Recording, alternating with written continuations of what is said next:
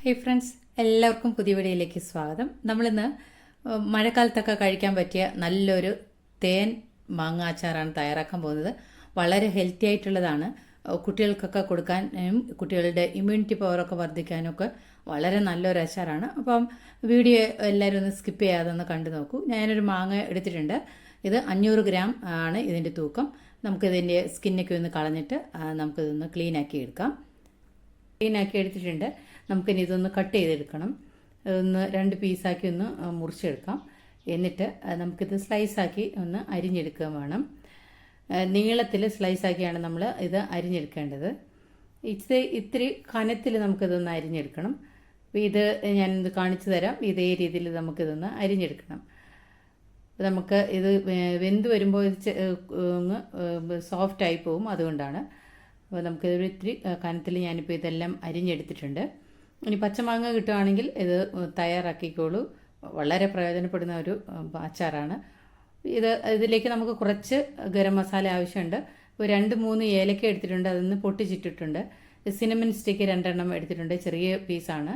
1 തക്കോലം, 3 ഗ്രാമ്പൂ, 2-3 ഉണക്കമുളക്, 1 bay leaf എടുത്തിട്ടുണ്ട്, 1 ടേബിൾ സ്പൂൺ ഫെനൽ സീഡ് എടുത്തിട്ടുണ്ട്. നമ്മുടെ പെരിഞ്ജീരകമാണ്. ഇനി നമുക്ക് ശർക്കരയാണ് ആവശ്യമുള്ളത്.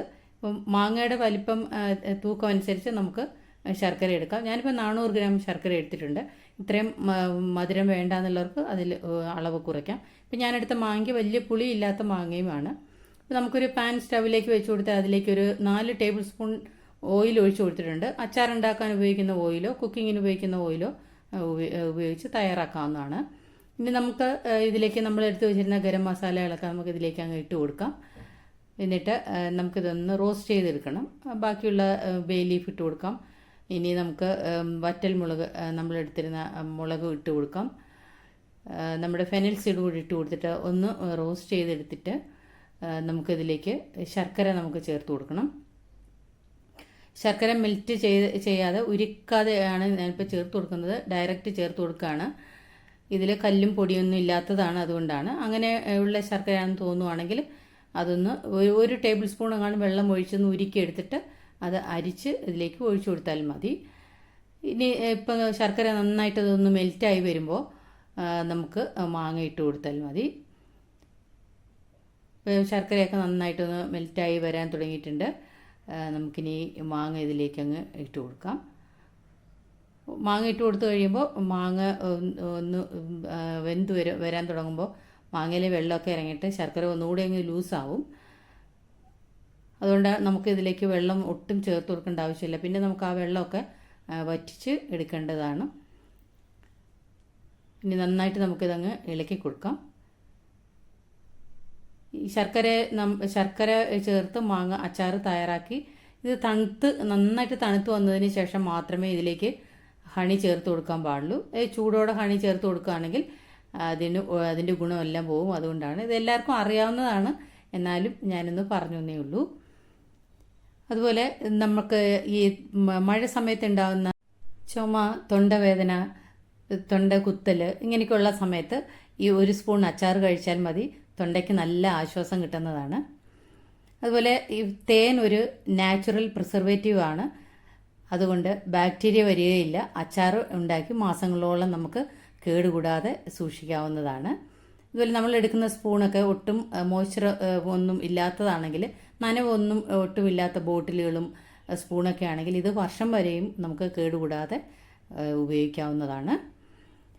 അതുപോലെ നമ്മുടെ വയറ്റിലുണ്ടാകുന്ന ആസിഡിറ്റി, ദഹനക്കേട്, ഗ്യാസ് ട്രബിൾ ഇങ്ങനെയൊക്കെയുള്ള സമയത്ത് ഈ അച്ചാർ കഴിക്കാൻ വളരെ നല്ലതാണ്. വയറിന് നല്ല സുഖം കിട്ടുന്നതാണ്. ഇതുപോലെ ആൻറ്റി ഓക്സിഡൻറ്റ് ധാരാളം അടങ്ങിയിട്ടുള്ളതാണ് ഹണിയിൽ. എല്ലാവർക്കും അറിയാവുന്നതാണ്. നാച്ചുറൽ മോയ്സ്ചറൈസറാണ്. സ്കിന്നിന് നല്ല ഗ്ലോ ആയിട്ടിരിക്കുന്നതിനും സ്കിന്നിന് നല്ല നിറം കിട്ടുന്നതിനുമൊക്കെ നല്ലതാണ്. മാങ്ങയിൽ ധാരാളം വിറ്റാമിൻ സി ഉണ്ട്. പച്ചമാങ്ങ കഴിക്കുന്നതുകൊണ്ടുള്ള ഗുണമെല്ലാം ഞാൻ പറയാതെ തന്നെ എല്ലാവർക്കും അറിയാവുന്നതാണ്. അപ്പോൾ എല്ലാവരും ഇതേ രീതിയിലൊന്ന് തയ്യാറാക്കി കഴിച്ചു നോക്കൂ. വളരെ ഹെൽത്തിയാണ്. അതുപോലെ മഴക്കാലത്ത് ഉണ്ടാകുന്ന അസുഖങ്ങളിൽ നിന്നൊക്കെ നമുക്ക് ഒരു പരിധിവരെയൊക്കെ തടയാൻ പറ്റും. ഇപ്പം പല തരത്തിലുള്ള അസുഖങ്ങളും ബാക്ടീരിയകളും വൈറസും ഒക്കെ ഉണ്ടാകുന്നതാണ്. കുട്ടികൾക്കൊക്കെ ഇതേ രീതിയിൽ ഉണ്ടാക്കി കൊടുത്തു നോക്കൂ. ഇമ്മ്യൂണിറ്റി പവറൊക്കെ കുട്ടികൾക്ക് ഉണ്ടാവുന്നതിനും വളരെ നല്ലതാണ്. എല്ലാവരും സ്കൂളിൽ പോകുന്ന കുട്ടികൾക്കൊക്കെ ഇതേ രീതിയിൽ നിന്നുണ്ടാക്കി തയ്യാറാക്കി വീട്ടിൽ നമുക്ക് ഇത് സൂക്ഷിച്ച് വെക്കാവുന്നതാണ്. കുട്ടികൾക്കൊക്കെ വെറുതെ ഒരു സ്പൂൺ വീതം കഴിച്ചാൽ മതി. വളരെ നല്ലതാണ്. ദഹനക്കേടും അങ്ങനെയൊക്കെയുള്ള പ്രശ്നങ്ങളിൽ നിന്നൊക്കെ നമുക്ക് ഒരു പരിധിവരെ രക്ഷിക്കാൻ പറ്റും. അപ്പോൾ നമ്മൾ 1/4 കപ്പ് ഹണിയാണ് ഞാനിപ്പോൾ ഇതിലേക്ക് ഒഴിച്ചു കൊടുത്തത്. ഇനി 2-3 ദിവസം കഴിഞ്ഞ് കുറഞ്ഞു വരുന്നു എന്ന് തോന്നുവാണെങ്കിൽ കുറച്ചുകൂടെ ഒഴിച്ചു കൊടുക്കാം. എന്നിട്ട് എല്ലാവരും ഇതേ രീതിയിൽ തയ്യാറാക്കി കഴിച്ചു നോക്കൂ. വളരെ ടേസ്റ്റിയാണ്, അതുപോലെ വളരെ ഹെൽത്തിയുമായിട്ടുള്ള അച്ചാറാണ്. അപ്പോൾ ഇത്രയേ ഉള്ളൂ. നമ്മുടെ ചാനൽ ഇതുവരെ സബ്സ്ക്രൈബ് ചെയ്യാതെ കാണുന്നവരാരെങ്കിലും ഉണ്ടെങ്കിൽ ഒന്ന് സബ്സ്ക്രൈബ് ചെയ്ത് സപ്പോർട്ട് ചെയ്യാനും കൂട്ടുകാർക്കും ഫ്രണ്ട്സിനും റിലേറ്റീവ്സിനും ഒക്കെ അയച്ചു കൊടുക്കാനും ലൈക്ക് ചെയ്യാനും നിങ്ങളുടെ വിലയേറിയ അഭിപ്രായങ്ങൾ അറിയിക്കാനും മറന്നു പോകരുത്. അടുത്തൊരു നല്ലൊരു ഡിഷുമായിട്ട് വീണ്ടും കാണാം. അതുവരെ എല്ലാവർക്കും താങ്ക് യു.